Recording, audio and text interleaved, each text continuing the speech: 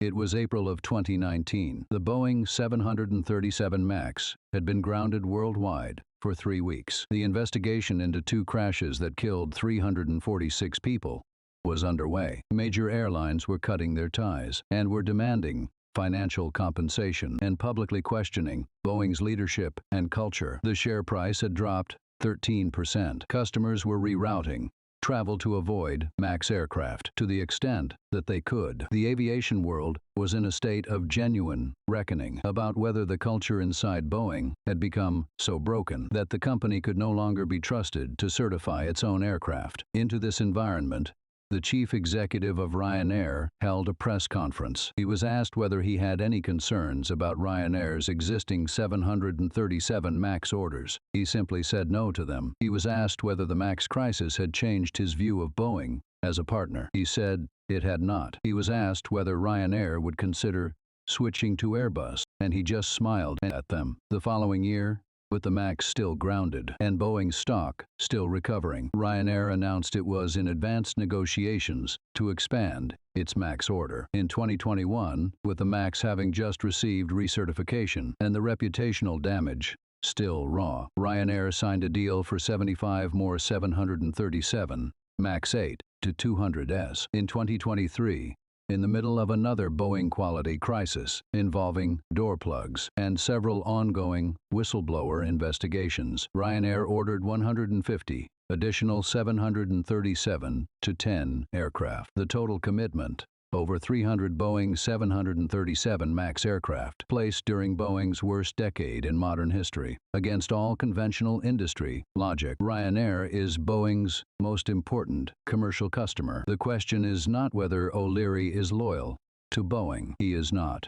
at all. The question is what he knows about Boeing's crises. That makes them exactly the right time to order. To understand Ryanair's relationship with Boeing, you have to understand Ryanair's relationship with price. The airline has built the lowest cost structure in European aviation, not through accident, but through obsessive, systematic reduction of every expenditure that isn't essential to flight safety. Ryanair famously charges for checked bags. It charges for seat selection. It collects a fee for checking in at the airport. It operates secondary airports where landing fees are lower. It negotiates aggressively with airports for subsidies and route support payments, and it applies the same logic to its aircraft. Ryanair will fly Boeing jets for as long as Boeing jets are cheaper to acquire than any realistic alternative. The Boeing 737 is the foundation of Ryanair's cost advantage. In a specific technical sense, Ryanair operates an all 737 fleet. Every pilot at Ryanair is type rated on the 737. Every maintenance facility that Ryanair uses is configured for 737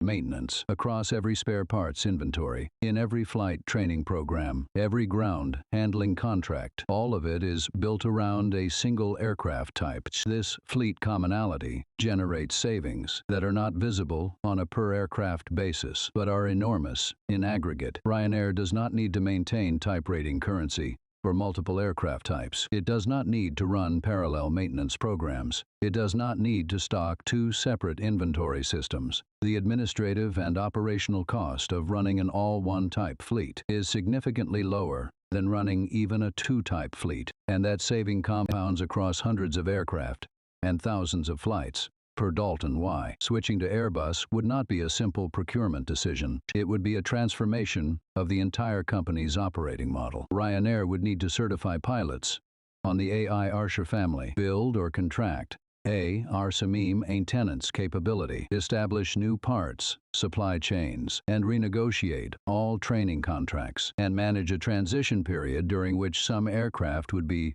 C/CMOS, and some would be Arshamaus, the worst of both worlds. The cost of that transition, amortized across the years of operation that would follow, almost certainly exceeds the savings that cheaper Airbus pricing might deliver. O'Leary has said this explicitly in multiple interviews. Ryanair is not a Boeing loyalist. Ryanair is a cost structure loyalist. The 737 is the lowest cost aircraft to operate, given Ryanair's already extensive existing infrastructure. As long as that remains true, Ryanair will buy 737s. The question is not which aircraft is better in the abstract. The question is which aircraft is cheapest for an airline that has already built its entire operation around one specific type. But this still does not explain why Ryanair orders during Boeing crises rather than swapping between them. And this is where O'Leary's negotiating strategy becomes genuinely remarkable. Boeing's crises,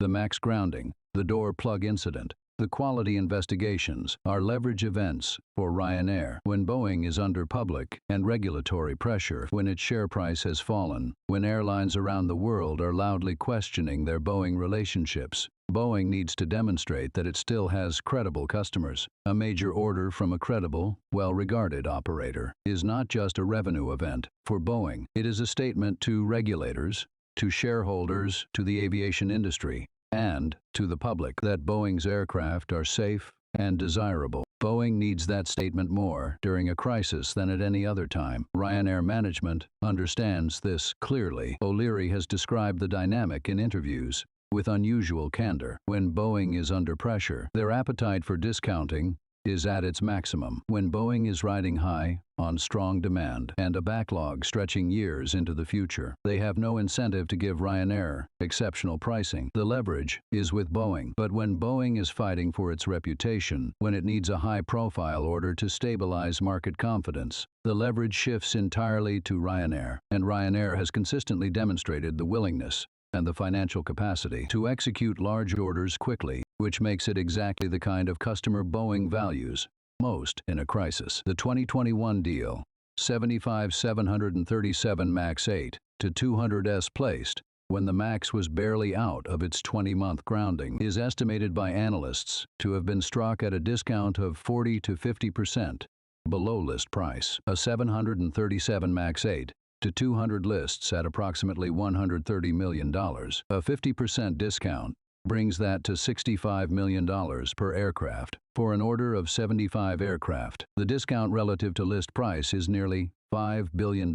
Across Ryanair's full MAX order book, which now exceeds 300 aircraft, the cumulative discount relative to standard commercial pricing is estimated by aviation analysts at close to $10 billion over the full order period. This is the real return on O'Leary's strategy. Ryanair is not buying Boeing jets because it trusts Boeing to deliver them on time or build them without quality issues. Ryanair is buying Boeing jets because Boeing's crises are generating aircraft at prices that no other buyer is willing or positioned to absorb. There is a second dimension to this. The MAX 8 to 200 is a variant that Ryanair specifically negotiated with Boeing, a stretched version of the MAX 8 with an extra exit row that allows Ryanair to configure it with 197 seats rather than the standard 162 to 178. More seats means lower cost per seat on every flight. It is a configuration that Ryanair designed in close collaboration with Boeing engineering and that no other airline operates in the same form. Ryanair is not just a customer. It is a design partner, and design partners, by definition, have relationships that transcend individual crises. The pattern is now well established enough that it functions almost as a predictable cycle. Whenever Boeing experiences a crisis, a grounding, a quality failure, a regulatory investigation, most airlines publicly distance themselves. New aircraft orders dry up. Boeing needs a signal to the market. Ryanair, instead, places an order. Boeing announces it with considerable fanfare. The order is at a price that Ryanair has negotiated from a position of maximum leverage. Both sides ultimately benefit greatly. Boeing gets the press headline. Ryanair gets the discounted aircraft. O'Leary's critics will frequently argue that this strategy normalizes Boeing's failures by rewarding the company with major orders during accountability moments. His defenders will persuasively argue that he is doing exactly what every rational commercial operator should do, treating crises as pricing opportunities rather than purely moral judgments. Ryanair is not an institution with a reputation to manage. It is an airline with a cost structure to protect. And as long as Boeing's crises generate aircraft at prices that advance that cost structure, Ryanair will be at the table. The fleet commonality argument explains the theoretical foundation, but the execution requires something beyond theory. A chief executive willing to publicly support a manufacturer at the precise moment when supporting it is most politically costly. When O'Leary attended Boeing press conferences during the MAX grounding and defended the 737 MAX as a safe aircraft that would return to service, he was doing something that no other major airline CEO was willing to do publicly. That public support had real value to Boeing. It signaled to other carriers and to regulators that Ryanair's experienced technical teams, who had conducted their own engineering review of the MAX, had concluded the aircraft was fundamentally sound. Whether that assessment was right or wrong is a separate question. The point is that O'Leary's willingness to say it publicly at a moment when everyone else was silent was itself a negotiating asset. Boeing knew what it was worth. The price of the subsequent orders reflected it. What this also reveals is something about how aircraft pricing actually works. Commercial aircraft have list prices, published figures that function more as reference points than the actual transaction values. The actual price that any airline pays for any aircraft is a function of the size of the order, and especially the precise timing, the relationship between the airline and the manufacturer, the competitive pressure the manufacturer faces from its rival, and the specific market conditions at the moment the order is signed. During normal conditions, airlines typically negotiate discounts of 40 to 50% off list price. During crises, when the manufacturer needs orders to signal market confidence and to maintain production rates that justify their supplier relationships, the discount can go significantly further. Ryanair's 2021 and 2023 orders, signed during Boeing's worst reputational periods in modern history, were negotiated from the position of maximum leverage. O'Leary clearly knows this fact, and Boeing also knows this fact, and the planes keep coming. The sustainability of this strategy depends on Boeing continuing to produce aircraft that Ryanair can fly profitably, and on Boeing's problems never becoming so severe that the aircraft themselves become commercially unreliable. The 2024 door plug incident on an Alaska Airlines 737 MAX 9, in which a fuselage plug blew out mid-flight, though no passengers were seated in the adjacent seats, raised fresh questions about Boeing's quality control that affected Ryanair quite directly, as it operates the closely related MAX 8 to 200. Ryanair's response was consistent with its pattern. O'Leary publicly defended Boeing's fundamentals, while privately pressing the manufacturer for quality improvements and for compensation relating to delivery delays. Loyalty is not the word for this relationship. It is a precisely calibrated commercial dependency, one that serves Ryanair's interest as long as Boeing produces aircraft at the quality level the model requires, and one that Ryanair manages through contractual protection and public pressure rather than manufacturer loyalty. Ryanair is not loyal to Boeing. Ryanair has simply figured out that Boeing's disasters are the best time to buy Boeing jets.